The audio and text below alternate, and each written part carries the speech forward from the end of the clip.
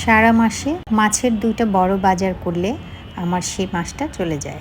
আজকে যেমন একটা বড় বাজার হয়েছে, তবে আজকে কোনো ছোট মাছ কেনা হয়নি, আরেকদিন কিনতে হবে। ছোট মাছ আমার আর আমার শাশুড়ির খুব প্রিয়। অনেক সময় মাছওয়ালা আমার বাসায় এসে মাছ কেটে দিয়ে যায় বা কেটে নিয়ে আসে। মাঝে মাঝে আমার আব্বাও বড় বড় মাছগুলো কিনে দেয়, কারণ আমি মাছ চিনি না।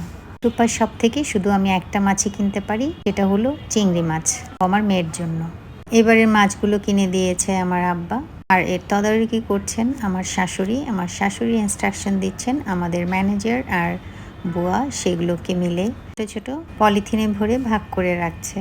আমাদের একবেলা মাছ খাওয়া হয়, আরেক বেলা মাংস রান্না করতে হয়, তাই ভাগগুলো একটু ছোট ছোট করেই করতে হচ্ছে। আর বাসার সবাই আসলে মাছ খায়ও না। মাছগুলো সব কেটে কুটে পরিষ্কার করেই আনা হয়েছে বাজার থেকে, আর যেগুলো কাটা হয়নি সেটা ম্যানেজার কেটে ঠিক করে দিচ্ছিল।